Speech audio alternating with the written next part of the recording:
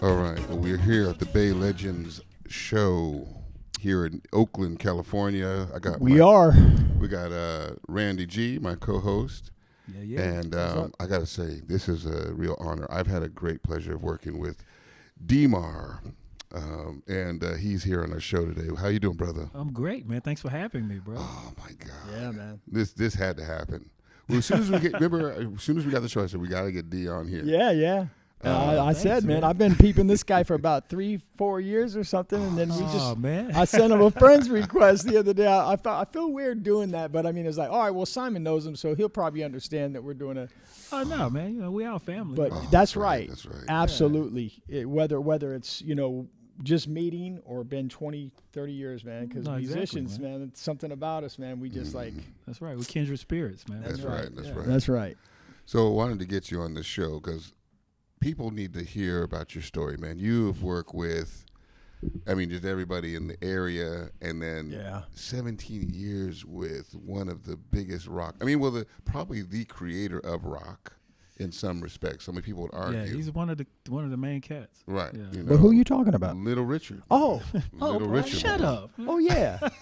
Him. I got some words for him. So Little Richard, tell us about that. So how did you get that gig? You auditioned like everybody else? Or? That's a tripped out story, man. I was living in Jackson, Mississippi. Ooh. I was in a band straight out of college. And this lady, Linda Jacobs, was managing the Jubilee Jam Festival, like the area festival, the spring festival. And she had met Richard, and Richard said, I want to get a young black drummer to add to my group. Like we used to have 2 drummers, the whole deal. So she recommended me because we had been working together, and she was co-managing this band I was in. And just one day out of the blue, she calls up. She was like, hey, call this number. And Little Richard's looking for a drummer, call him up. So I called the number. I'm thinking I'm going to talk to a manager or agent, and the phone picks up, and it's like, oh, hey, baby, how you doing? But wait a minute. You weren't even nervous? You just like, I must call. Oh, no, of course I was nervous. Okay, but I was like, but I guess I wasn't as nervous because I didn't know I was going to actually be talking to him. Right. I'm thinking I'm calling the assistant, the go-between. Yeah. Right. And then when I realized it was him, and then it's all like, hey, how you doing, sir? Oh, and he's like, can you play my music? And I'm like, well, yes, sir. He's like, well, go to the store and get my specialty, hits record. I was like, there's a record store right around the corner. So I went, got it, listened to the stuff, and I called him back. He's like, oh, can you play that stuff? I was like, well, yes, sir. I think I can do it. He said, okay, I'll call you back tomorrow. So this is like a Monday, Tuesday. He calls me back that evening, like later in the evening, and says I have a ticket to leave for L.A. on that Thursday. Dang. And what's weird is that up until this point, I'm in college. I'm in my junior year of a music education degree. Wow. And up to that point, the cardinal sin was to leave school of course, for a gig. Right. And all my professors, but when I got this call, I go to school and I talk to, hey, prof, man, I got a call, Little Richard. And they were like, so a kind of group of them got together and they were like, you have to go. Yeah. Just make sure you have a round trip ticket. And so I go to LA, I get there and we hang out, man. And I'm thinking that, I'm supposed to have an audition or whatever, but I'm there for like 2 weeks. I don't play a note. Wow. But what he was doing, he was checking me out. We get there. See what you're saying. Right. What later became one of my best friends, his adopted son, Danny. We hang out, and then every day, Richard take me out, just kind of watching him be Richard. He talked to me a lot about my family and just kind of interacted with me from day. I'm Southerner, so I'm like, yes, sir, no, sir. My mom was like, you got to respect people, whatever. Mm-hmm. So we just talked. Then the day we were supposed to go to the audition was supposed to go to SIR. But of course, we were doing something at Richard, so we were late. We got there and we had missed our time at SIR. Wow. So Richard's like, well, Roy Gaines, guitarist that played with Rick, because his brother Grady Gaines played in the original Upsetters. But Roy had a club on Crenshaw in South Central. Wow. Like an old juke joint. So we go by Roy's spot. Charles Glenn, bass player with Richard, played with group Ozone on Motown. Actually played bass on a bunch of those Tina Marie records. Damn. And all of that. So Charles is there for which I didn't know this was the audition. But we go to this spot. It's like, let's go hang out. So Richard and Roy are telling these stories. Hey, remember back in the day? And there was a drum set there, old honky-tonk piano, tore up. I mean, it was quintessential juke joint setup. The drum set was like barely standing. So I sit down. I'm totally disarmed. I'm not like nervous audition. So I'm just playing. All we did was play blues. Richard tell a story, and I'm like clowning and playing. I'm like, all right, Richard. And for like an hour, 2 hours, this goes on. Wow. Then after about 2 hours, he's like, all right, I've heard enough. You gonna be all right. You got the gig. We open for the Temptations next week in Cerrito. Wow. He's like, let's go get something to eat. And everybody gets up, and I'm like, wait. What just happened, man? Well, we didn't play any of your music. And Charles like, hey, man, welcome to the band. I was like, well, wait. And Richard's like, oh, no. He said, you got a good foot, good backbeat, and you love your mama. I got to teach you the rest anyway. And literally, that was like that was it. And I no rehearsal with the band. I learned stuff. I showed because at the time it was like there was another drummer there, Monkey Womack. So he was the first drummer, and I was just coming on. It was just kind of like jump in and hold on. For real. So you were on there with another drummer. You got because the gig, it was always, if you watch the tapes back in the day, it was always kind of like James Brown. It was always two drummers. Two drummers, that's right. But the idea was, after being in the band for a while, like all these cats had kind of been in and out and rotated around for years. And this guy, Kenny Walker, they call him Kenny International, sax player, he was in this band called Bottoming Company from back in, which was like slamming back in the day.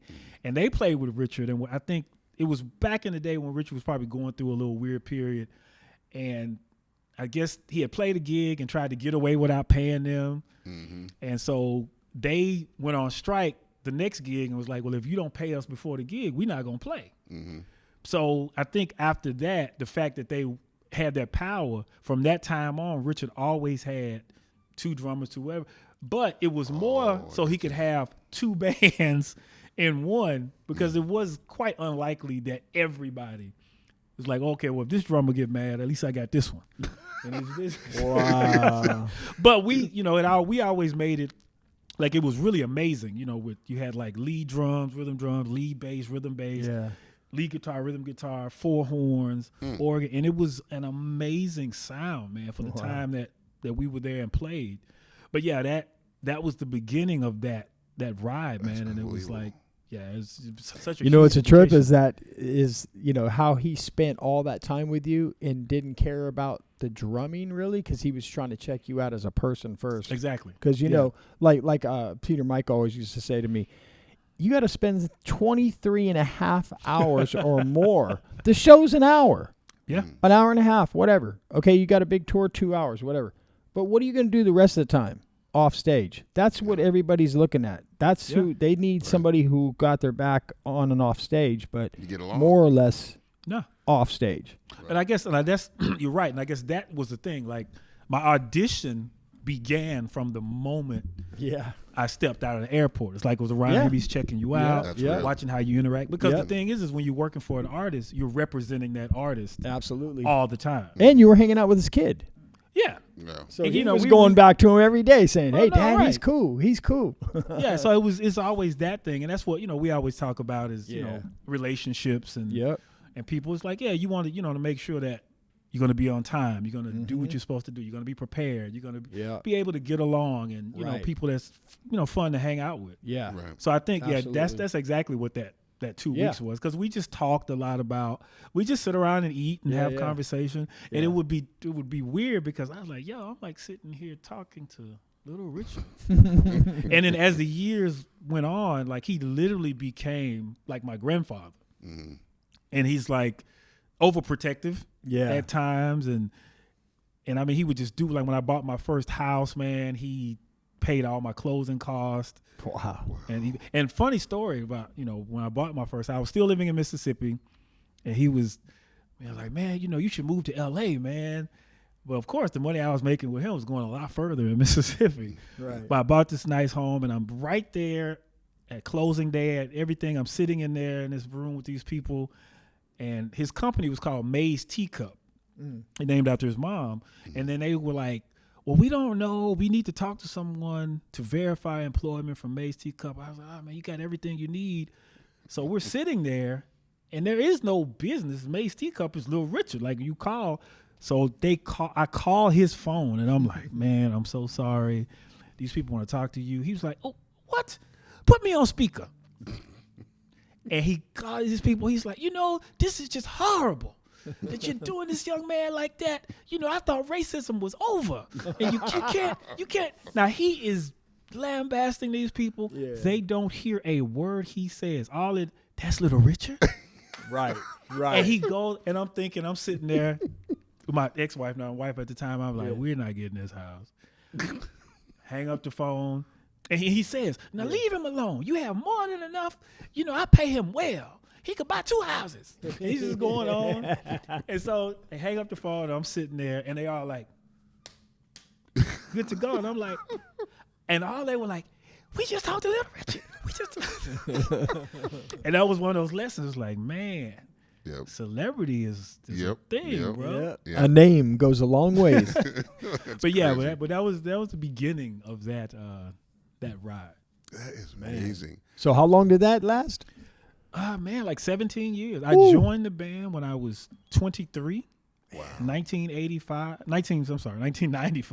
Yeah. And I moved here in the Bay. I've been here with like 10 years now. Yeah, I think you told me that was. Yeah, so I was still doing the gig when I got here, I think up until about 2015, something like that. Wow. He started to get a little frail near the end. Yeah, he was, he needed a hip replacement and actually a knee replacement. And he just, he was having issues with that and the painkillers and stuff, man. And it was just, traveling just got a little hard for him. Yeah.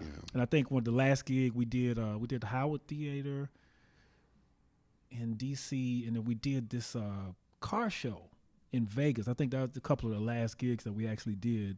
You said they had kind of wheeled him out. The last gigs, man, he was pre-seated in a wheelchair, but they had made this like throne, turned this wheelchair into like a piano throne with a thing. Oh, that's and awesome. They wheel him out and he'd play and he was cool, but he had a lot of pride, man. He was like, he's used to walking out and stepping on the piano. Yeah.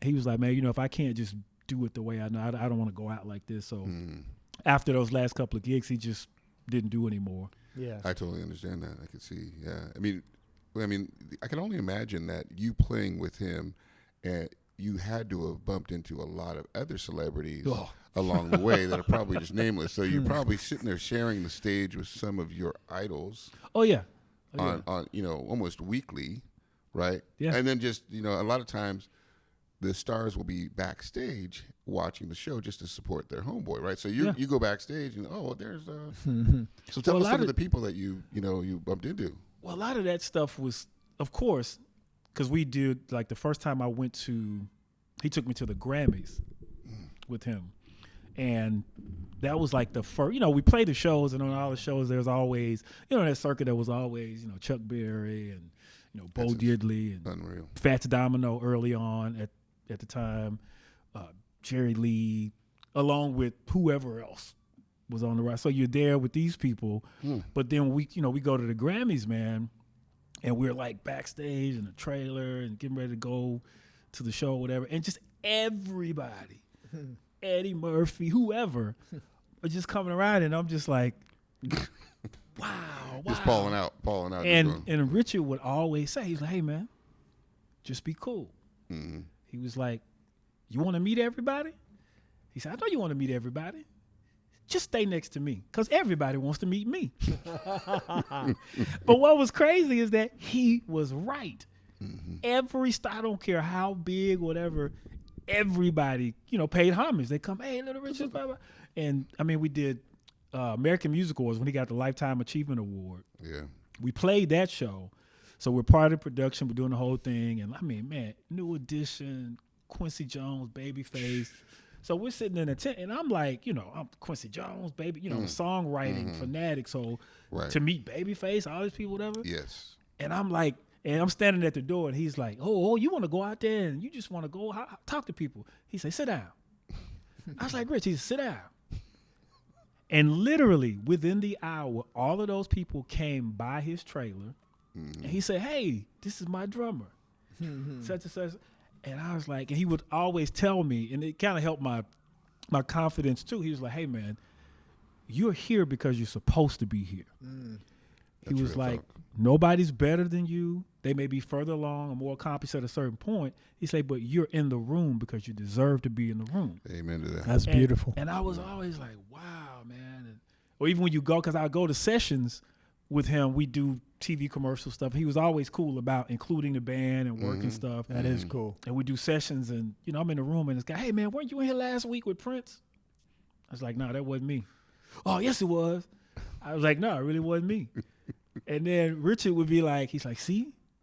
He's like, you in the room, they don't know who you are, but they think whatever because, so it's this psychology of the whole. So, yeah, it's so many lessons involved in that, man. And the whole fame game thing of, you know, just understanding, and it sounds cliche, but just understanding what's most important in life and the real values. Because you see people, and like he lived at the Hyatt, the Riot House on Sunset for years. So he would tell me stories about seeing, because he would stay there, and, you know, like he saw MC Hammer when he first started, and Whitney Houston, and because all those people would stay there. Right.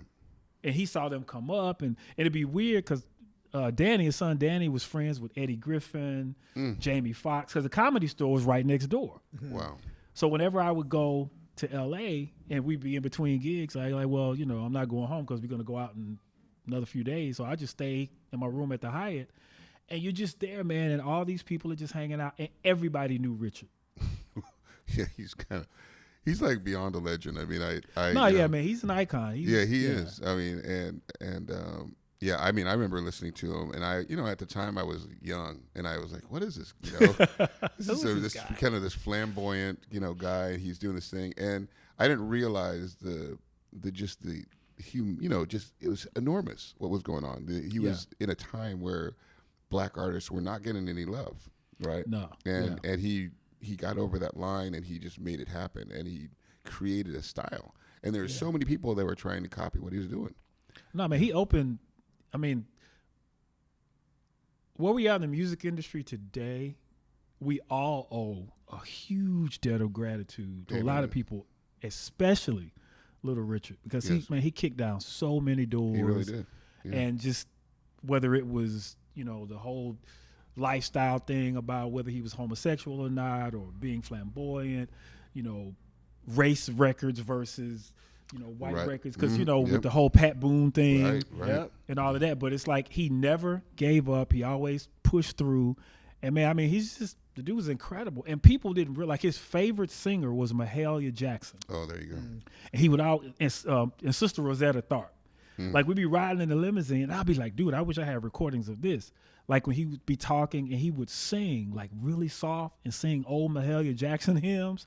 And you were like, yo, this dude is really the truth. He can blow. Like, as a singer, he can really blow. And piano player, like, all of the people got caught up in the image, but as a true talent, that was nothing he couldn't do. Wow, he could really blow. Like, I don't think a lot of people know because he did all of the woos and all that, but he could really blow. No, he could really blow, sing, and he could play his tail off on the piano. I'll tell you a story about playing. We were doing a session because he was real weird sometimes about actually playing piano on, like, records. He would have the session guys do it, and then he would sing or whatever. Right. And some guys on the session that was like a Juilliard grad or something, and he couldn't cop that style, that Blue Note style with the rock, you know, the major minor thing. And Rich is like, oh no, baby, that's not it, you know. And so Richard sits down and just, and the guy's like, well, that's not correct. You're just playing. Richard's like, oh, it's okay if you can't play it, baby. And then the guy's like, well, I'm a Juilliard guy. I can do. And the dude could not do it. Right. And the guy, Jesse Boyce, that played bass with Richard, he passed a few years ago. Another genius musician's worked with Jerry Wexler at Atlantic or whatever. He puts his bass down, And he said, Jesse, can you play? He sits down and whoops this piano part. The dude from Juilliard, he walked out. There you go. And Richard was like, they can't teach you everything. It's cool. There is something to be said for it, because I've had experiences with classical musicians, and I have nothing but the utmost respect for all different styles. But of course, yeah. I have run into situations where they're saying, oh, well, what do you play? Oh, you do that jazz stuff, right? And I always wish that they could just sit down, because, once you take the music away from a lot of those guys, they're just, not the newer guys, but back then, a lot of these guys have cross-trained and they're just ridiculous now. But back then it was like you read the music and you could play their tail. And it's insane, but it's a different mindset when you're like in the cut and you're just making something up. You're making it up in the moment. Yeah. It's not written. Yeah. And, and speaking on that, when we were doing our shows, we used to play in that group, Paula Harris, the Beast of Blues. Hey, Paula. Hey, Paula, what's up? Hey, Paula. Some of the nights we'd have. I liked that last gig we just had. The last gig we did. Yeah, it was Sacramento gig. Yeah, it was insane. It was insane. But there was this magic that would happen between the rhythm section, and it was almost reminding me of like how you see flocks of birds like just kind of go with each other, and they seem like one body, and that's how I can explain the magic that was happening between all of us. Yeah, and it's rare. It doesn't happen. all the time. I guess it's rare. The older I've gotten, I've come to find, because those of us that come from a particular place think it's just what you're supposed to do. Right. That's what we do. Right. But you play and people are like, yo, man, you really listen. Like, isn't that what the gig is? That's what you're supposed to be doing, right? But it's like that whole, it's interesting, the whole like jazz thing, because it's interesting. Like, we play, particularly say that Goo is a blues, soul, or R&B gig, but we play that gig with a jazz aesthetic. Yes. In a situation that, okay, we're going to play these songs, but this moment is the only time this moment has ever existed.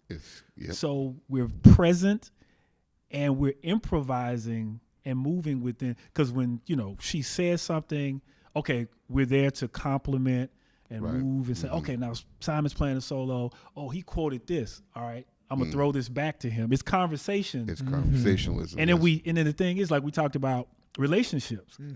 We know each other off stage. Yes. And then sometimes there'll be those conversations where, hey man, when I'm soloing, I really like to be supported this way. Yes. And it may just be kind of talking in general about music, but you're listening. Oh, Simon really likes this. So when I'm playing, I know how to best support. Right. Because that's my job. Yeah. To support. I never had to ask you for nothing. I'll tell you that much. You always, instinctually, you just knew it. But when we were writing her record, we were in the cut, right, and we were bouncing off ideas. But it seemed so organic. There was not a lot of work. But when we got on stage, it was just, and I remember we did the San Jose, was it the Blues Festival or Jazz Festival we did in San Jose? It was a jazz fest, but they had us on that blues stage in the alley, I think, And the place was packed, and and there's some magic that happened. And that was one of my favorite gigs, I have to say. Yeah. It was really one of our favorite gigs.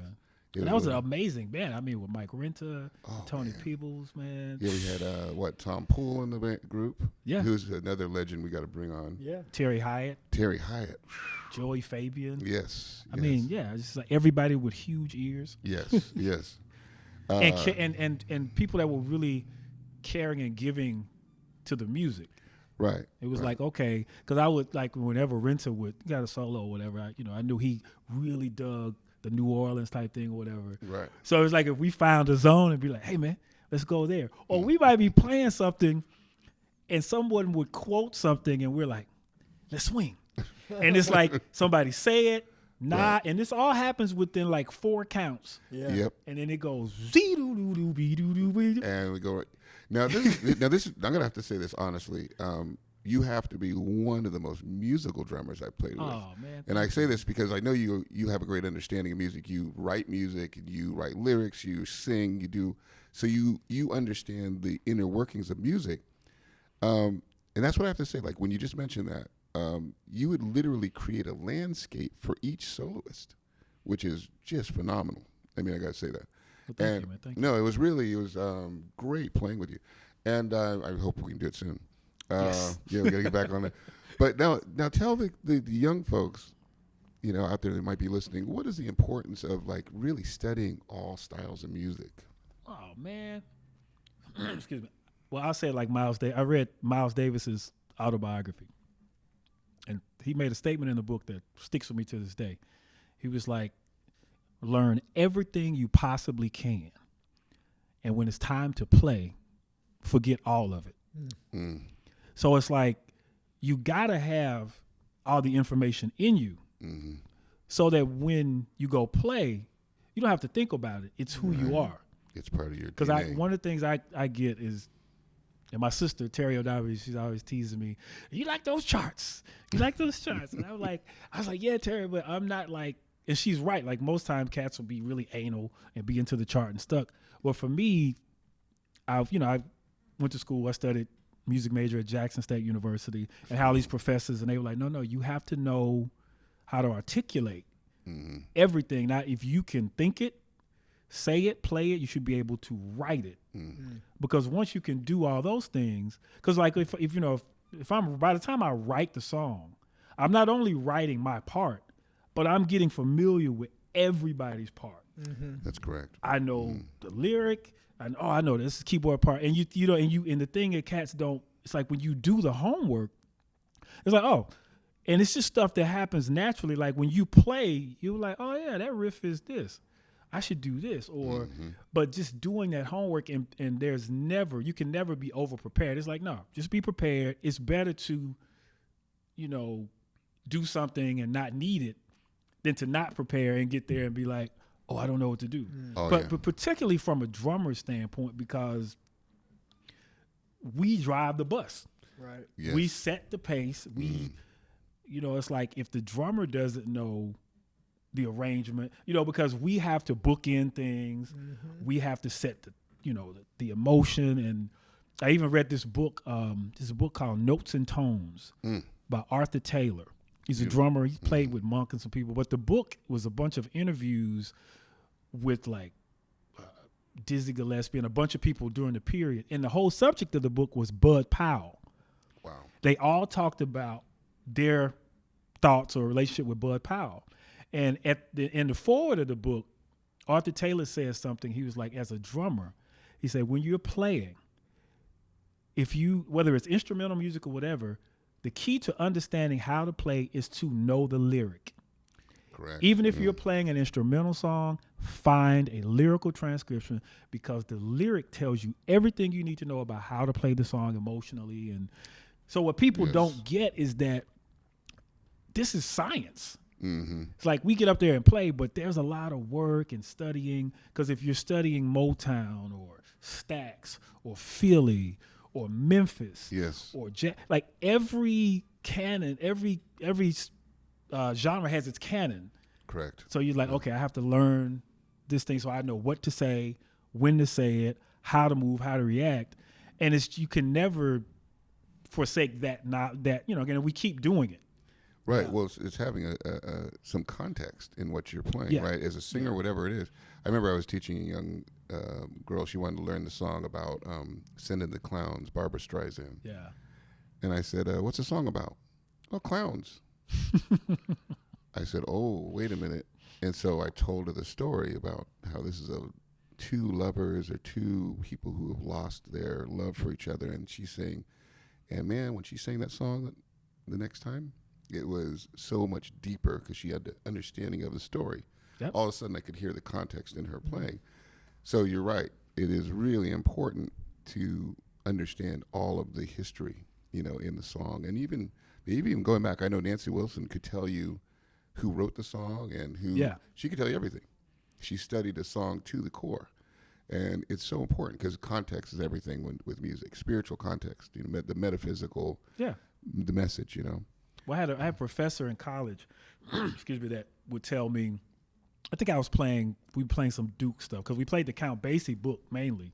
Then we do Duke Ellington tunes. And I guess I wasn't giving him what he wanted. And he was like, so what do you know about Duke? I was like, well, he was like, well, where was he born? What was he like as a young man? Who was he when he wrote this? What was going on in his life? I was like, how am I supposed to know that?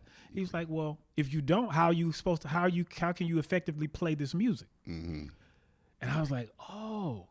And he was like, this is not a game. Mm-hmm. It's like when you're playing this music, it's like we're all basically nerds.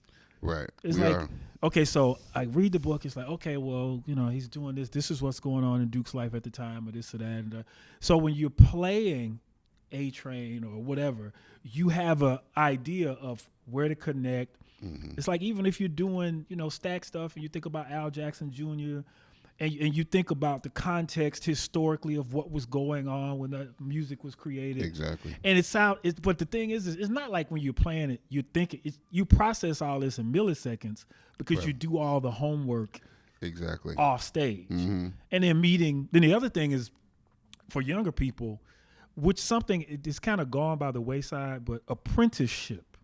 Right. Because all of us came up under some old head mm-hmm. that even now, I mean, I have mentors, old heads like, man, cats, Vasti Jackson being key. Cats will watch stuff I do online or I run gigs, and they'll send me notes. Hey, this is cool. Mm-hmm. Notice here, why did you go to the ride there? And the vocalist was, you realize that your ride is in the same frequency as that. And I'm wow. Keeping it real. But it's like those are the cats, but that's how you learn. There was always some old head that would be like, when I'm doing a little Richard gig, I go home and play. I play with this guy, Andy Hardwick. Genius. He didn't care 2 cents about Little Richard. He's like, yeah. Sit down. Mm-hmm. Swing. Oh, and you playing, okay. And he just giving it to you, man. Like, I don't care about all that flim and flam and all of that. If you can play, you can, and they hold you. I mean, even my junior high band director to this day, man, when I talk to her, she's like, so what new things are you learning? What are you working? And I'm like, what am I, 15 again? Right, exactly. But it's humbling. That process mm-hmm. never stops. And that's what, I try to tell a lot of my students, particularly drum students, because most drum students, like, nobody wants to read. Mm-hmm. I was like, no. When I start students, I start everybody on snare drum. Right. I was like, because you got to just be able to get your tone, be able to read basic notation, the whole thing, because they say knowledge is power. Right. I can't tell you, since I moved to the Bay in particular, but, man, 70% of the gigs I've gotten have been because cats are like, hey, man, I can't make this gig. It's 20 songs. I don't have time to learn 20 songs this week. I'll send me the songs. If this what it is, I'll just sit and write whatever it is. I'm like, if this is what you want played, I'll show up, rehearsal or not, and play this. Mm-hmm. Exactly that. But a lot of, Benjamin, you familiar with Benjamin Wright? Not sure if I string arranger, MD for Gladys Knight for years, did strings on Off the Wall. Oh, wow. Michael Jackson. Mm-hmm. But Benjamin Wright is from Mississippi. Mm-hmm. And some years back, I had the pleasure of working with him on like a Grammy event in Mississippi.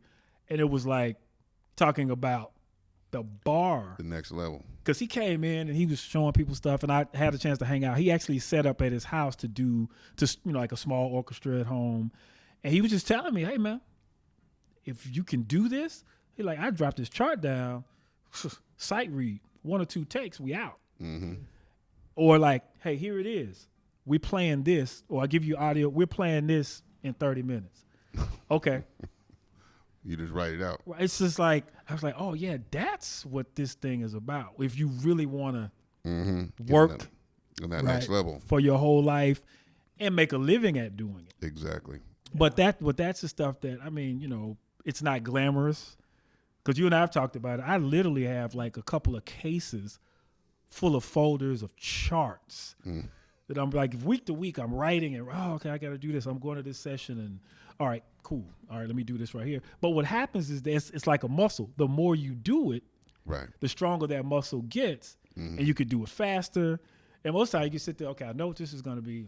Here, throw this down. Okay, let's go. Mm-hmm.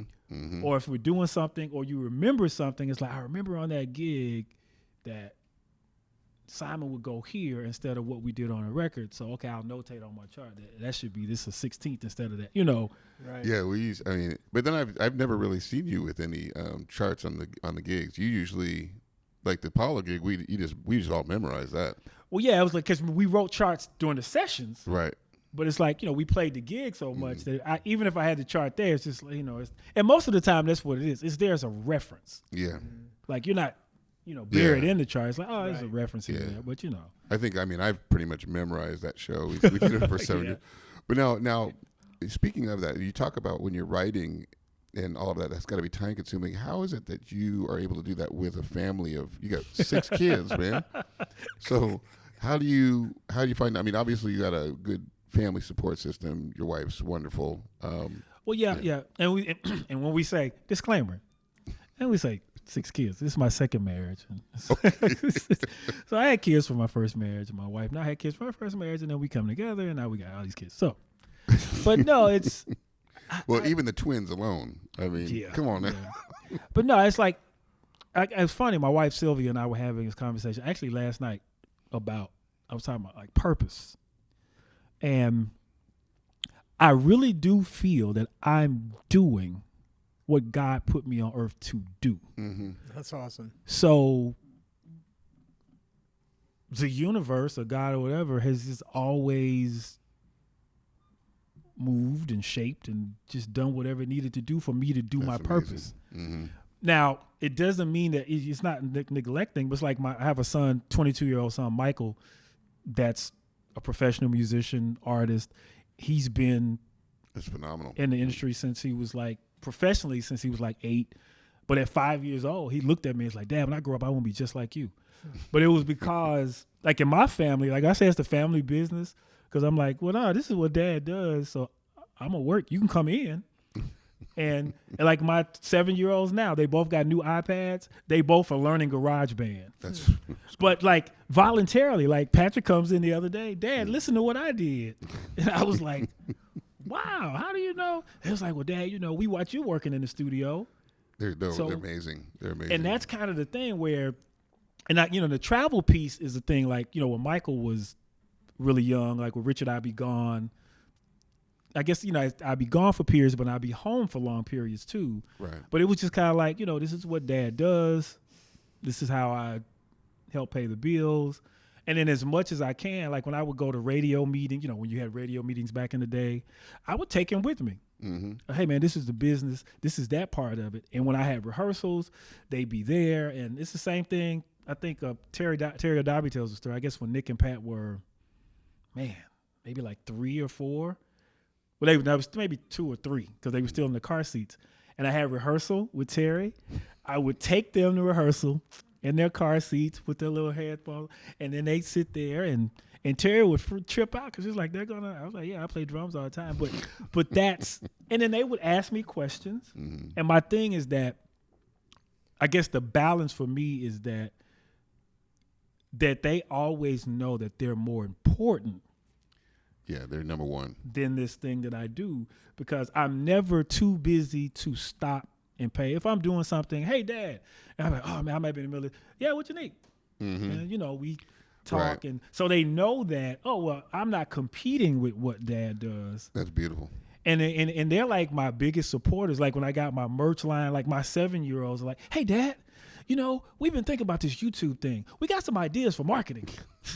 And I'm like, but they feel like what I do is what they do.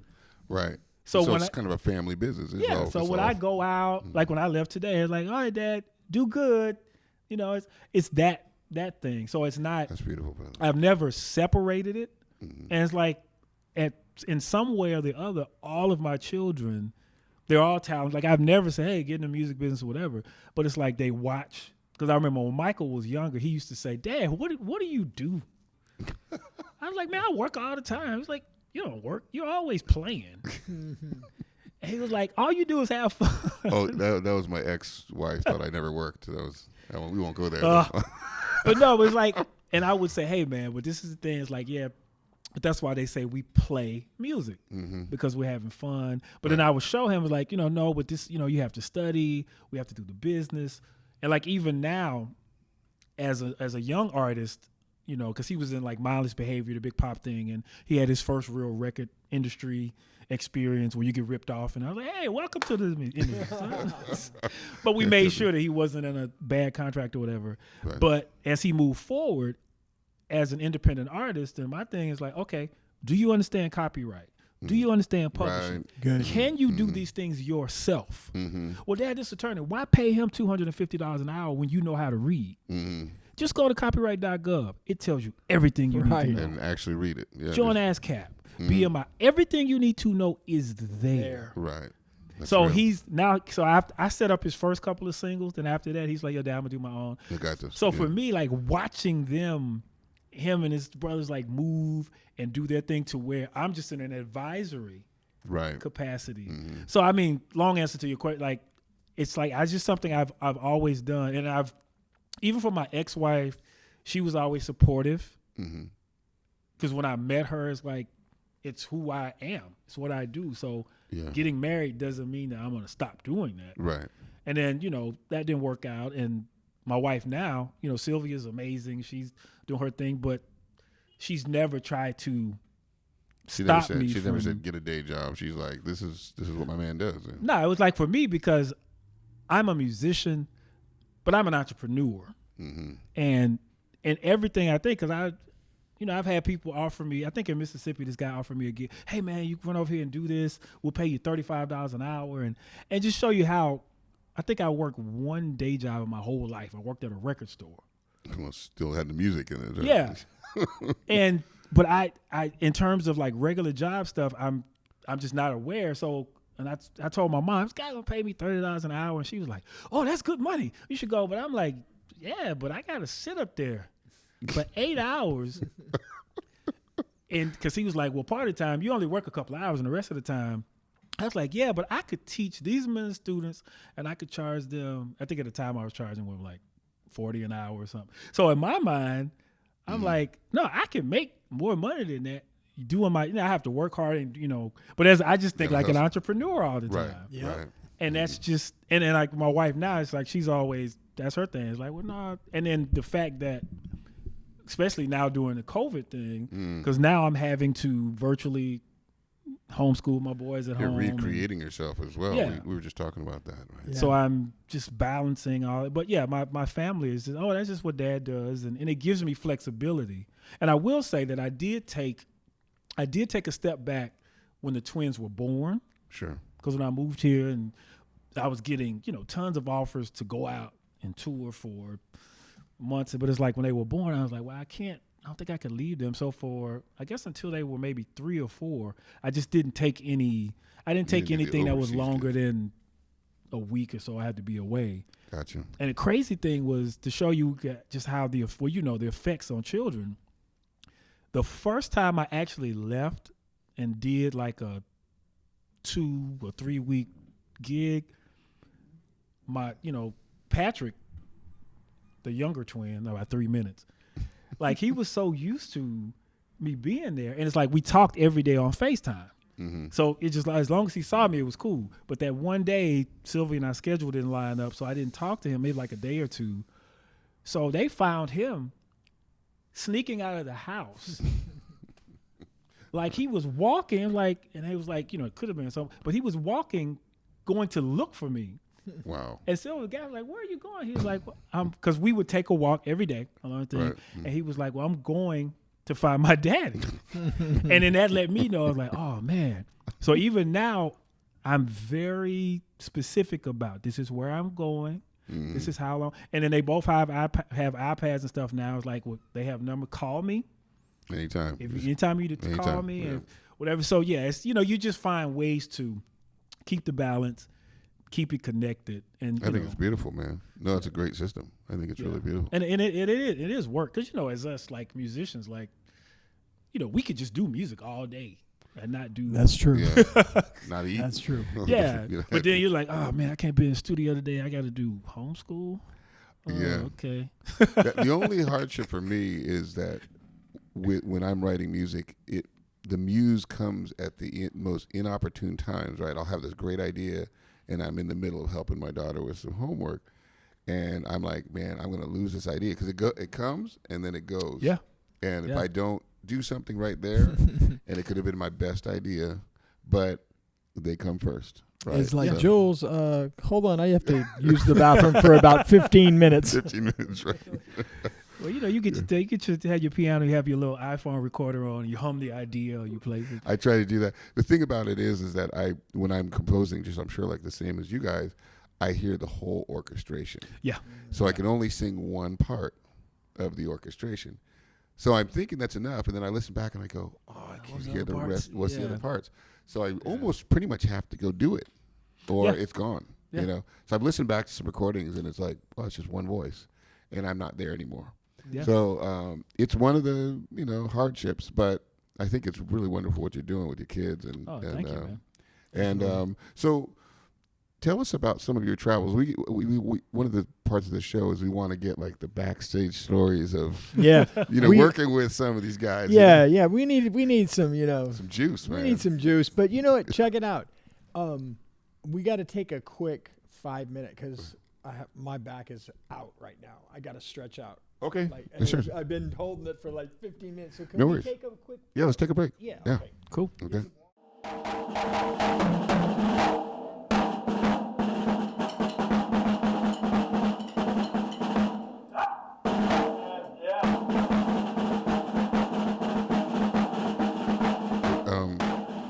So we were just talking about kind of like where we are right now, and how there's a connection.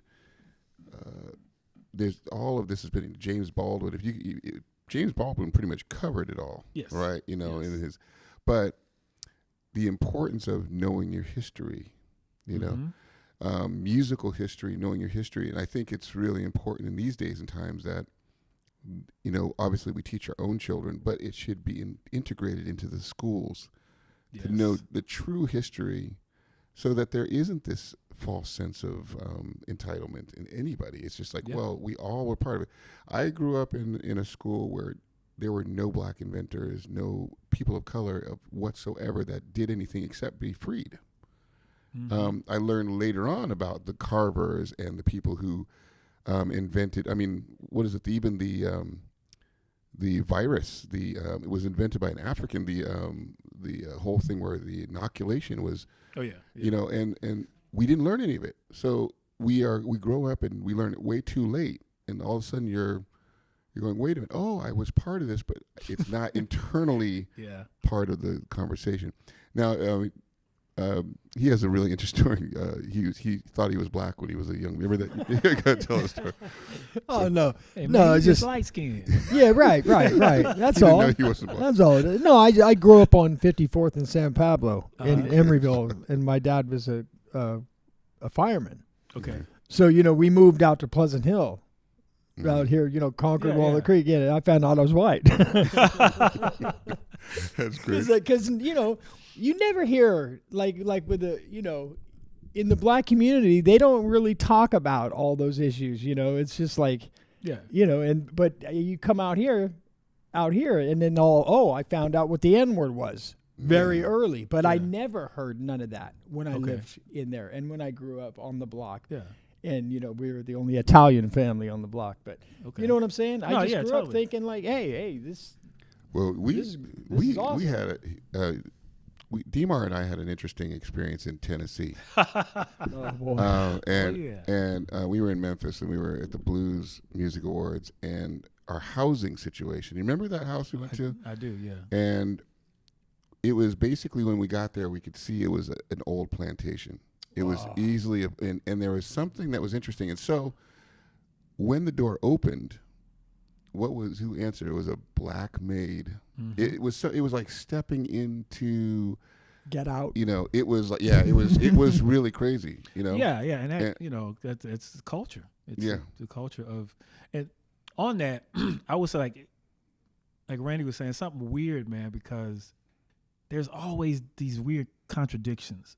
Yes. Because I was born and raised in Jackson, Mississippi, and from kindergarten through like 6th grade, you know, I was in various mixed classrooms, black, white, or whatever, had mostly white teachers here and there. But from 7th grade to 12th grade, I went to Hardy Junior High and Provine High School. I had 95% all black teachers. Wow. That like all of like history and they treated us like their children. And like when I moved out here and I was talking to, you know, like Kenya B and I talk, it's like, yeah, man, I went to school in Oakland and, you know, I didn't have that many black teachers.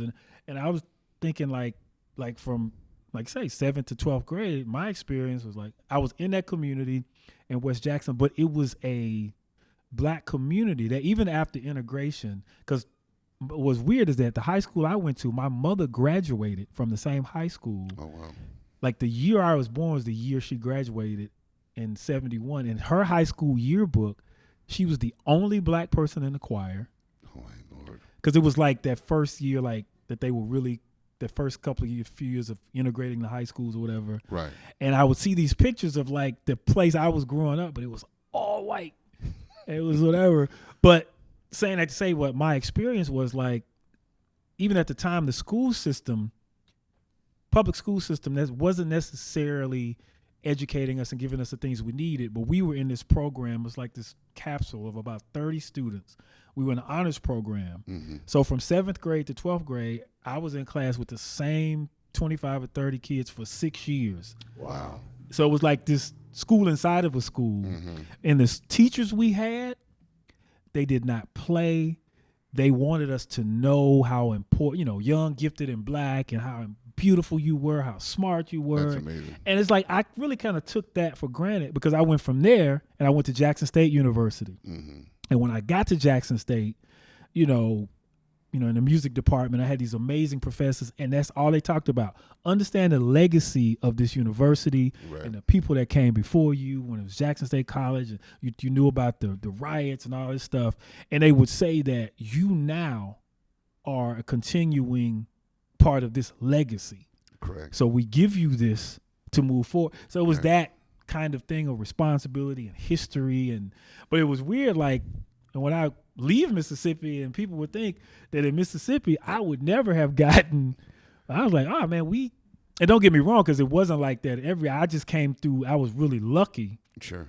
And that was when I had teachers that, like, it was really a calling for them. Like the teachers that I have that are still alive to this day, they are still the same people. Yeah, they still educate you. And then on that, to that point, we were talking about like schooling and music in schools, you know, because I do my Drums and More program in schools. I've been doing it now for 20 years. And the thing that I say that because you do it, you know, a lot of our contemporaries do it, but every musician that does what we do for a living, whatever, should have an educational component to what we do. Mm-hmm. Because, you know, back when we were in school band, you show up, man, you know, there were free instruments for anybody that wanted to learn. Mm-hmm. The school system was funded, music programs, but when they stopped federal funding for school programs, and then it became all about testing and the school rating and all of that, you can look at that and watch how music changed commercially. And like, you know, people say, oh man, I hate those kids' music and this, whatever. I was like, well, you know, music is like, you know, life is like water. It's going to find a way. Yeah. And they created with what they had. Mm-hmm. And what happens is, like, when you see a lot of the kids now, like they didn't grow up with instruments. They grew up with computers and Fruity Loops or whatever. Different. They just found ways to make that work. But when you put them in front of an instrument or in front of a live band, they were like, oh man, that's amazing. Right. And when I, you know, like the program I do, Drums and More, it discusses the history of the drum set in America and the role it's played in all forms of popular American music, from traditional New Orleans music to hip hop. And it's interesting. And another thing is the intellectual side, because I took a jazz history class in college, and we were all challenged with finding the origin of the instrument we play. I'm like, well, find your instrument. Like, how you gonna play an instrument you don't know where it came from? There you go. And so all of the woodwinning, the brass people could trace their instruments. Of course, everything traces back to Africa. But in terms of the classical instrument, they could trace it back to Europe and this saxophone and this stuff. But I realized with the drum set, it was like before we moved to America, the drum set didn't exist. It was invented here. So when you trace that lineage from Baby Dodds with Louis Armstrong and the whole thing, so that not only informed me, but gives me a way to connect with the students. And beautiful, brother. And then even a lot of us as musicians don't realize that there's tons of funding and grant money out there to help us do these things. Now, we do have to read, we have to write, we have to do all these things. Gotta put some work in there. But every musician, we should, because the funding is not there, it's now our responsibility to make sure that the music doesn't die, that the children are still being educated. Because we get out here on these gigs and we're like, man, these young cats, they don't know, they doing whatever, they playing this. It'd be like, well, they didn't learn. They don't have any mentors. Where the fundamentals the way we did. Now, cats they're innovating, doing some amazing things. Yes. But you'd be like, hey, man, now if you take that innovation you have and now combine it with these fundamentals. Yes. So that's something that's I think is very important in terms of the music education piece. Like what you guys are doing here is just to be applied. It's phenomenal, man. Thank you, brother. Thank you. Because for a brother like you to be, you world renowned, keyboardist, but then to be able to take it to the stage and then take it into a classroom to explain it to a 7-year-old. Or a 16-year-old. It's like, no, that's a gift, man. And that's what keeps it moving. Yeah. It is, because there's a lot of great players, but man, when you go to try to get them to teach, it's it's true. All right, yeah. Yeah. But I appreciate, man. I really appreciate all this knowledge. This has been an amazing interview, bro. Yeah. And I knew it. I said, this brother's going to come and kick some knowledge on us real quick. Yeah. But so he dropped it. So you've traveled all over the world, obviously. Probably not many places you haven't, kicked them drums on. What would you say one of your favorite places to play, or what do you give us some idea of what it's like to just play in a band, like Little Richard? Well, the thing about the Richard gig is crazy, man, is I had to learn how to play big stages, like understanding, because I was a gymnast and a martial artist, and like say you use everything you have. Yes. But I'm playing the first few gigs, like playing for 20,000 people or whatever, and I'm sure I'm thinking, I got to play the size of the room. And man, I'm playing and I'm cramping up and I'm tense and my groove is not right. And it's Vast Eye Jackson, another mentor. Right. He's like, hey man, you gotta breathe, bro. You gotta relax. And it's like martial arts. It's like you have to learn to focus your energy. So if you're playing for 20,000 people, you're not really playing for 20,000 people. You're playing for the 20,000th person all the way in the back of the room.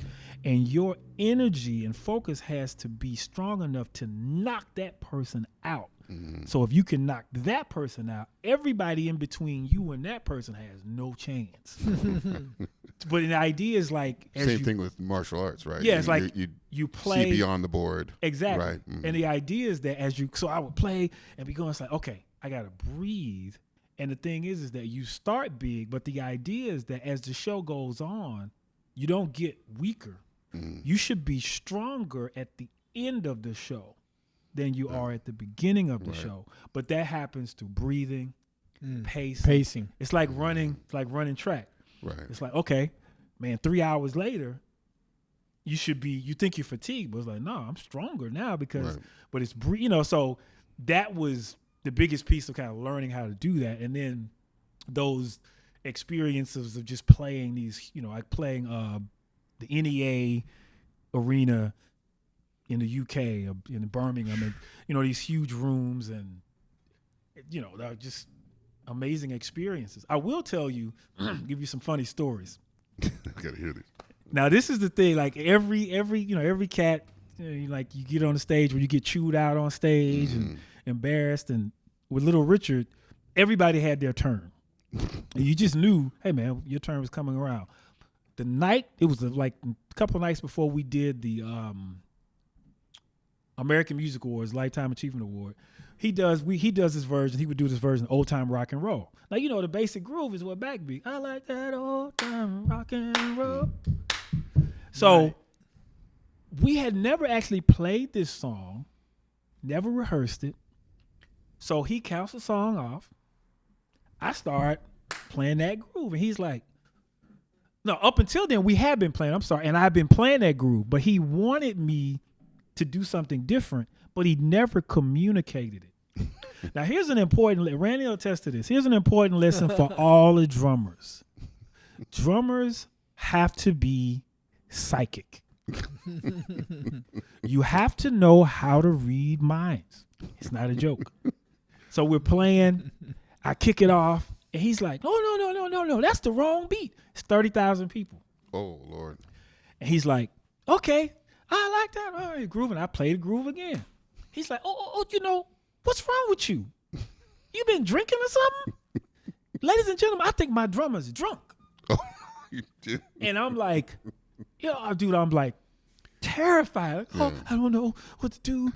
And so he counts it off the third time. I do it. He's like, oh, you know what? You just don't play. You messing up my beat. You messing up my groove. You don't play. And I'll let you go home. You know, the dude, he's like looking at me, Ooh, you know, Lord. My music is important to me. I'll fire you. And dude, I'm like, I'm one step from crying. But I'm like, okay, man, you know, man up. This is what it is. So he counts the song off. I just act like it's a part of the show. So he tells me not to play. I stand up.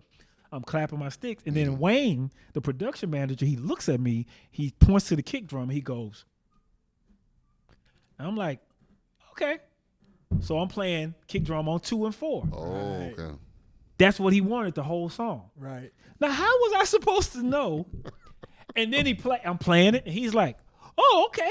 I see you coming around. That liquor wearing off, huh? The dude, and it's like, of course, the people think it's part of the show or whatever. Right. So I played the show. Now, this is early in the show. So keep in mind now, I got to make it through the rest of the show. So I do that. Frazzled. And after the gig, I go over, Richard, man, I'm sorry. He's like, it's okay, baby. Man, you just went off on me. Wow. It's okay. You just got to listen. I was like, but how was I supposed to know? He's like, you supposed to know. Wow. I was like, bro, he's like, even when I don't know, you supposed to know. And I was like, what is this Jedi mind trick? But that, as a drummer, is that thing. It's like, man, you know what? Everything that happens is my fault.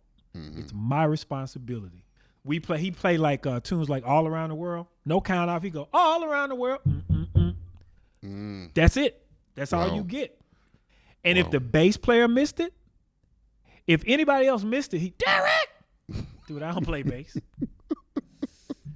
But you just got used to right. The drum seat. It was a hot seat. And we would play even though we play same songs night to night, we never played them the same. Of course, right. And then I had to figure out another thing for drummers. It's like you have to always watch because the ears is only half of it. Mm-hmm. The eyes. Oh, Lord, yeah. Because the singers give you stuff all the time. Mm-hmm. Whether, everybody has a tale. Mm-hmm. That, when it's right, there's something they do, whatever. Mm-hmm. And Richard would, whenever the pocket was just right, he would do eighth notes. Oh, that's feeling good. But if he started going quarters, it's too fast. Okay, it's slowing it down. But he wouldn't say anything. Mm-hmm. I just kind of figured it out, like, oh, is it? Or, if he's doing that, or sometimes he'd do that and it's too slow. He'd do this, come on, Right. But it's like, there's never a conversation about, now this is what this means.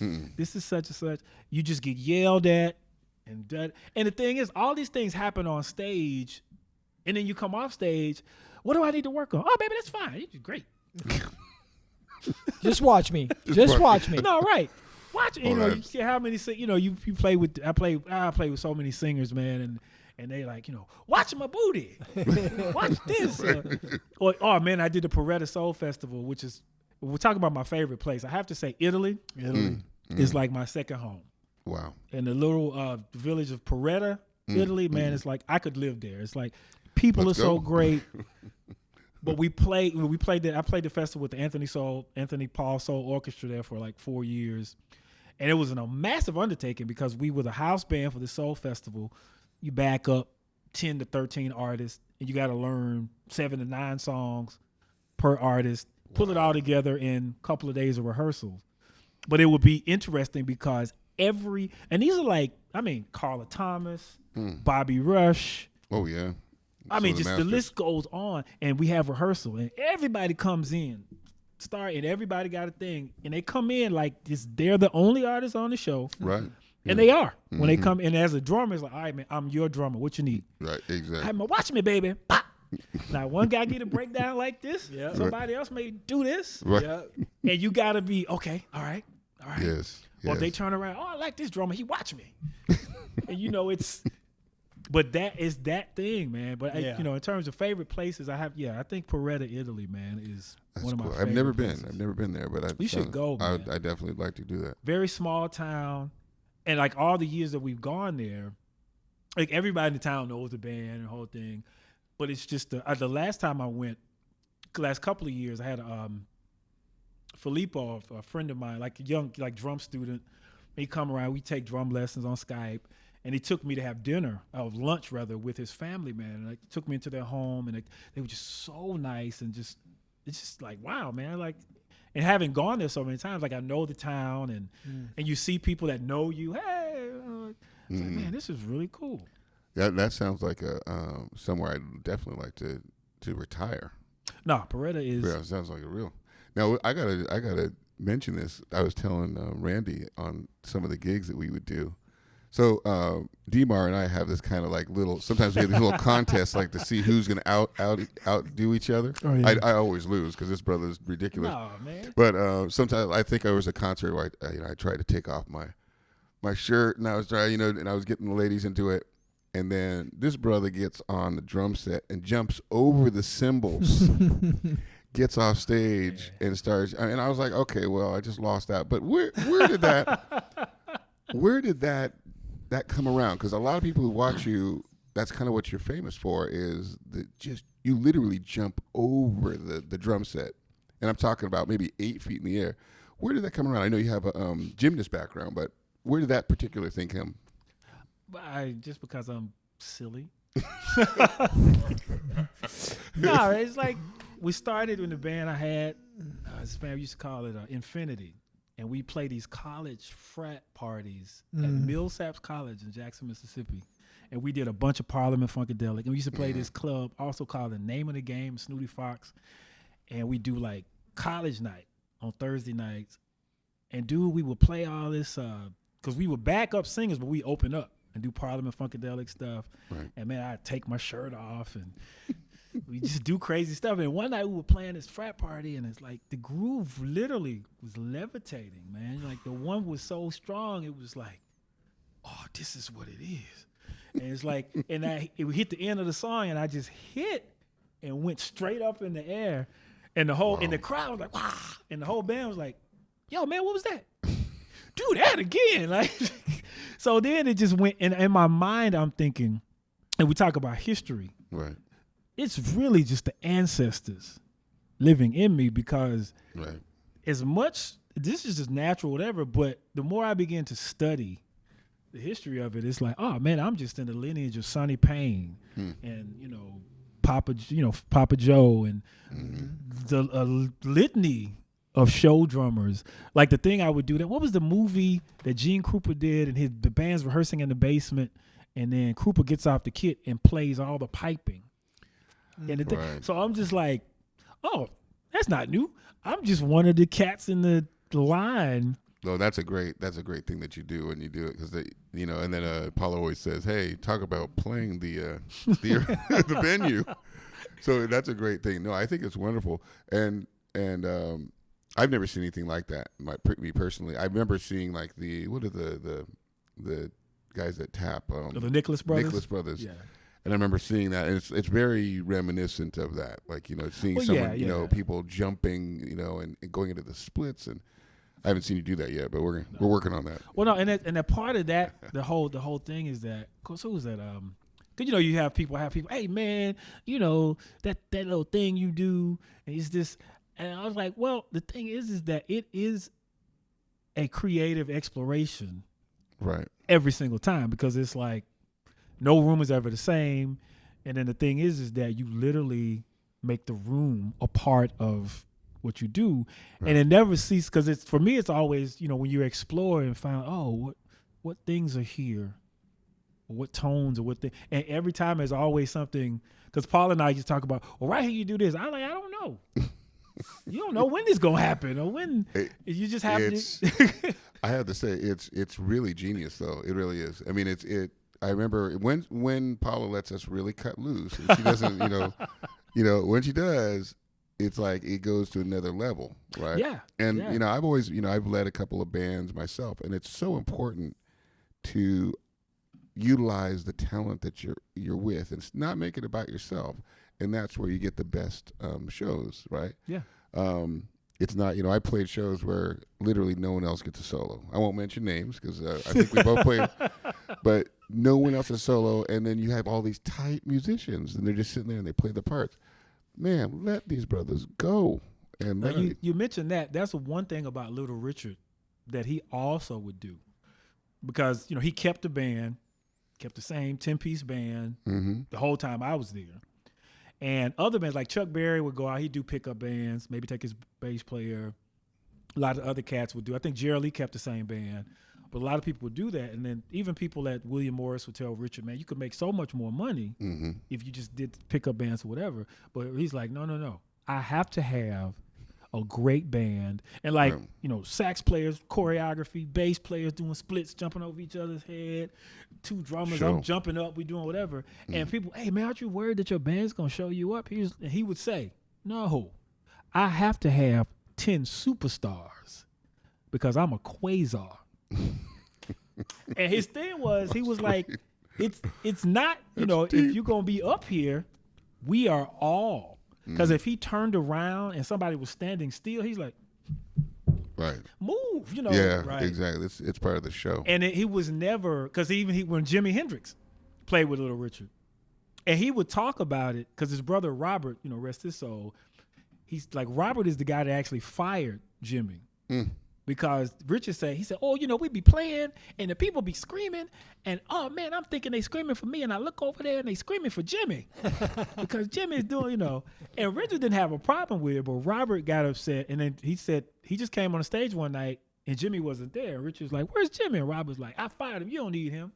Oh Lord, him. But it was right after that Jimmy went to the UK, and then the rest is all blew up. Yeah, but he was in that thing, like he never ever tried to quench who you were, because he heard about me doing the drum solo. I never did. I only did it maybe once or twice on his show. And he was always like, Richard, man, your drummer is crazy, man. We saw him do this, and we had done it once in the state, and there's actually a picture of me like on top of the piano, whatever. I love that picture. Yeah. So that's like Belgium. We do the show, and he says, oh, they tell me my drummer does this thing, blah, blah. Yeah, I want to see him do it. And he was like, so it was kind of like a challenge. He's like, I don't really know if you can, blah, blah. So I do the thing, I jump over the drums, and then Charles gets on the drums, and I'm dancing around. I get on top of the piano, and I'm playing piano, singing with him. And he's, people are looking like, and Richard's thing was like, he was like, well, man, I don't want you to do that every night, because if you get hurt, we in trouble. There's been some venues where the ceiling was so low, and I'm like, is he going to try to jump? And you jump, you just kind of crunch and jump. I was like, how did he just do that? This is some amazing stuff. Headspace. No, I mean, literally. He's like, it's like almost like he's sideways. But it's radar, man. But let me tell you this. To give you a context of how important Little Richard was, James Brown, when he was first coming into the field, he actually was told to sound like James. He was actually doing a Little Richard impression, and he eventually broke off and did his own thing. But that's how popular it was. Well, James sang background for Richard. Right. Remember when Richard did the James Mansfield's movie, Girl Can't Help It? Like, it all happened. Richard was playing the Chitlin circuit. Right. And, back then, they didn't have social media. So a lot of people that had never seen him didn't know what he looked like. And he had this tour booked, but management got him hooked up. So he had to leave in the middle of that tour to go do The Girl Can't Help It. James finished the tour as Richard. Wow. That gives you, wow. And Water Makeup did the whole thing. And then after that, he set up the, James Brown, the Famous Flames. But Richard would always tell the story, I got James Brown started. And we were at He did. What is this? It was a restaurant, Ben Frank's in LA. And we were at this restaurant once, and I would go around Richard, and we walk in, it's James Brown, Mr. Brown. Right. People sitting there, and Richard sits there with James Brown, and then Richard's like, "Tell him, James." And James like, "Yeah, that's right. Richard started me. He got me started. All right, I said it." And Richard, I told you. But it happened with like Tina Turner. Right. First time I met Ike and Tina, well, separately, we met Tina in somewhere in Europe. No, we were in France. We were doing a gig with Johnny Holiday, Tina Turner, and Little Richard. It was for the opening of this music museum there. And, Miss Turner's sitting there, and she's talking with her British accent now, whatever. And Richard's like, oh man, I knew her when she didn't talk like that. And he was like, I used to give Tina voice lessons. And then she was like, yeah, Ike had Richard teach me how to do this. And I was like, what? And then we do Rock and Roll Hall of Fame. Right. One year we're playing that. I meet Ike Turner, all these cats. And Ike Turner is there, and he's like, yeah, man, Richard taught Tina. And like, it would just go on and on. You would meet these random people that would all be like, I was like, is Little Richard the tie that binds? He's like 6 degrees of separation. Yeah, it's always him. And he contributed. Of course, the influence with the Beatles and all that stuff. Yeah. But he would just tell you all these stories, and it would sound like, man, are you just bragging? He's like, oh man, I could have owned 50% of the Beatles, man. Epstein offered me 50% to bring them to the States, but I just thought they sound like four Everly Brothers. And whether it was Joe Tex, Billy Preston, right? They all played in Richard's. It's just like, unbelievable. Yeah, man. Just to have that rich history there, and being amongst that kind of that caliber of just intense, greatness. They were greatness. Yeah, they were like just amazing. Well, and the thing with Richard, man, he would do a thing where, because you and I always talk about performance, energy, and that thing, and he would always say, he's like, hey, man, my job on stage every night, he hold his hand out. You do that right there. And I was like, get your money? He's like, well, that goes without saying. He's like, no, the people.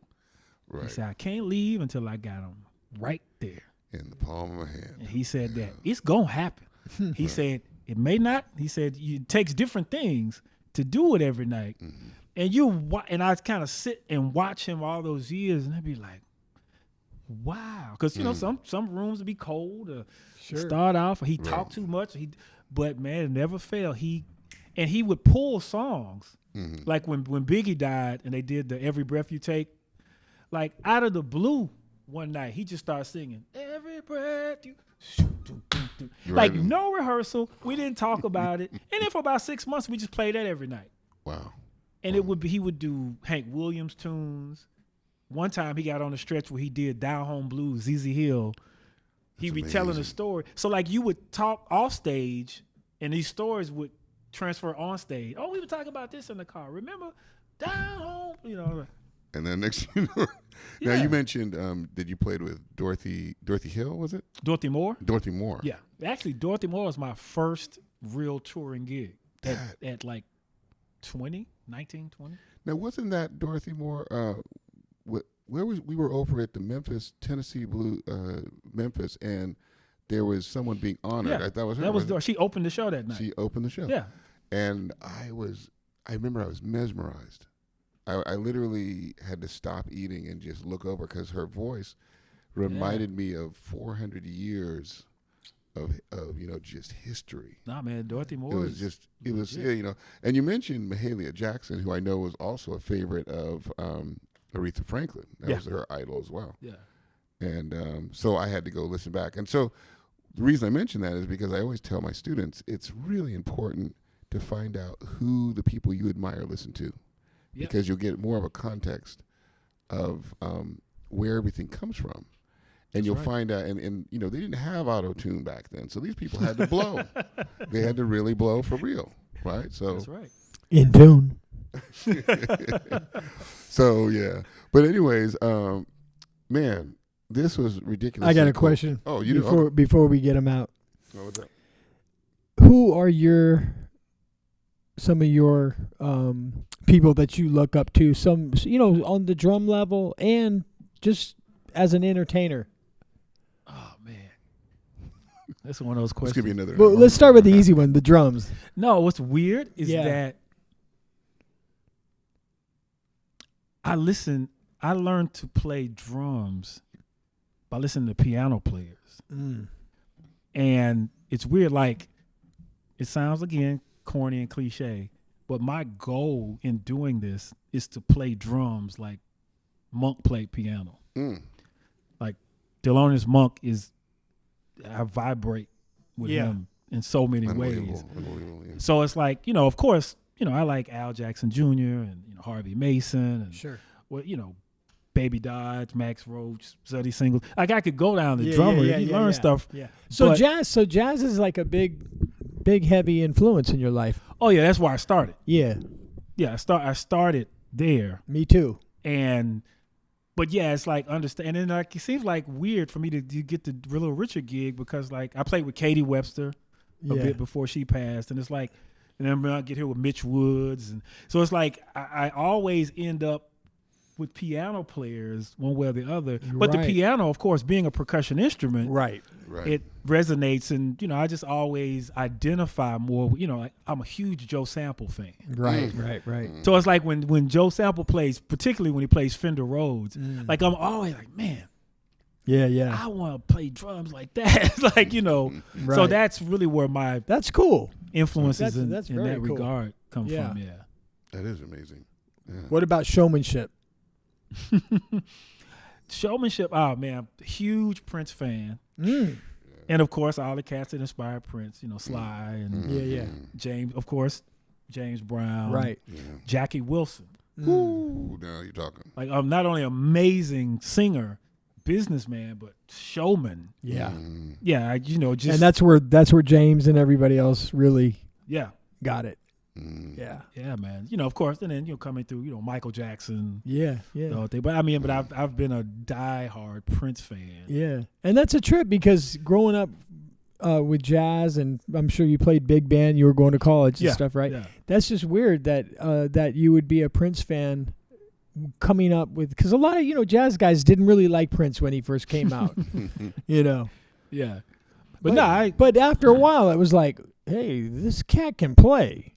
Put your clothes on, but you can play. Well, I think they were more jealous about all that. But when they really listened, it was like, wow, this cat's pretty intense. For me, man, I was never really, because see, the thing is that I've never been the best dude at really anything. The only thing I'm the best at is being myself. Right. And once I figured that out, I was like, oh, all right, well, you know what? I can't do what that guy can do, right? But I can do this. I got what I got. Yeah. And it's like, okay, I see things the way I see it. Even with the Richard gig, it took me about 3-4 years to own the gig, because I got on the gig trying to play. Literally, I get phone calls from all like, hey, man, on this song you should do this. Oh, on this song you should do this. Oh, on this song. And I was bombarded. And, wow. Yeah. And then one night we played Lucille, and I'm like, man, I'm a funketeer, man. So, Lucille. And we played the tune, and Richard says, hey, man, what's that? That feels good, baby. And then I was like, oh, I can be me? Yes. So then I learned all the Earl Palmer stuff. Right. But I took Earl Palmer and, Mr. Connor stuff and put myself you have to into the thing. And then Richard's like, oh, man, that's. Yeah. So, yeah, that's kind of, so even with jazz, like all of the, like I was never like, Max Roach and those cats, like I'm kind of the dude that I saw a thing at Tony Williams. Somebody posted few weeks ago, excuse me, Tony Williams was talking about as far as a drummer. He's like, man, as a drummer, you should be able to play any gig, anytime. Right. If it's a country song, a jazz song, funk, whatever, you should be able to maneuver through, switch it up, successfully, fall into any style. Right. And I was like, you know what? I'm that guy. Right. It's like, well, I swing enough to. Yeah. I'm not gonna go. I'm not Darryl Green deep, or Max Roach. Right. But you've studied enough to be able to get the vibe. Yeah, I understand how to make it feel. Yeah. It's like I've never been a dude that's like, I just love music. Right. And I'm willing to try and learn and play anything. Yeah. Because Cass will be like, well, man, we play jazz. I'm like, but you do realize that everything is connected. And I will say this, from a drummer standpoint, the shuffle. That's important. The shuffle being the most important thing ever given to a drummer for a drum set. You can't shuffle. Right. Because, dude, it took me 15 years to just grasp how to actually seat it. Right. And then once I got it seated, now I'm still like, I moved here and I heard Ronnie Smith play his double shuffle. Yeah. And I was like, God, dog, man. And I watched Ronnie Smith. Ronnie, if you didn't know, I stole from you. Yeah. But I would watch Ronnie play that double shuffle, man. And then from Ronnie and June Core, okay, man, okay. But what I realized, when we talk about connection, the better my shuffle gets, or the more I understand how to shuffle on all levels, everything else I play gets better too. Right. My swing, funk, because she's like, oh, okay, it all relates to the shuffle. Yeah. Well, and then where it's a different style, the Blakey shuffle. So it's like, for me, it's always, okay, I constantly working on my shuffle. Right. Well, speaking on that, why don't we go into the drum room and we can give some examples of that? That would be really great. Cool. That would be awesome. I think we should get you guys on the drums. The shuffle, I agree with you that it's so important because it can make or break a night. You're doing a blues gig, you're doing a 4-hour blues gig, and the dude can't shuffle. Ooh, man, I might as well stay home. It's rough. It's rough. Well, and the thing is all about the shuffle or the swing or whatever. It's all about that pivot point. Like, because you hear people, even on bass, you hear guys like, I used to play with this Mr. Andy Hardwick. He would always say, swing was about the rhythmic ostinato, or the rhythmic impetus, he would say. And he was like, it's legato quarters. Amen. And it's like where the pivot, like where you, and he would always have me feather the bass drum. Right. Yeah. Like, play softly. He's like, hey, man. And I remember Max Roach say that. It was like, all this solo stuff you can do, if you can't do it and feather the bass drum the whole time you're doing it, because it keeps that, it's just all of this stuff. And you're like, all right, man. My pops was like that too. Yeah, it's just, you got to make it swing. It's right. What Duke said, it ain't, don't mean a thing if it ain't got that swing. Right, you're right. Yeah, in that pocket. But when I train singers, I say, how are you counting this out? And they go 1, 2. I said, 1 and 2 and 3 and 4, 8. No, babies. Yeah. Because you need that grid, right? Where you're laying your pocket. When you're laying all that stuff, I can hear you, and we just lock instantly. Yeah. Because I'm already here. You're already creating that 8th note pocket. I can hear that pocket, and then I get to lay my stuff in all of that beautiful room.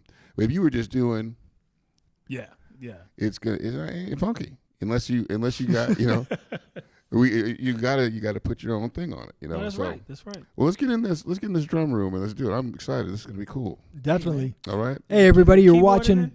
Yeah, go ahead. Oh, I was just gonna say, you're watching Bay Legends. Hold on, hang tight. We'll be right back. Peace, love. Peace. You got to get on up.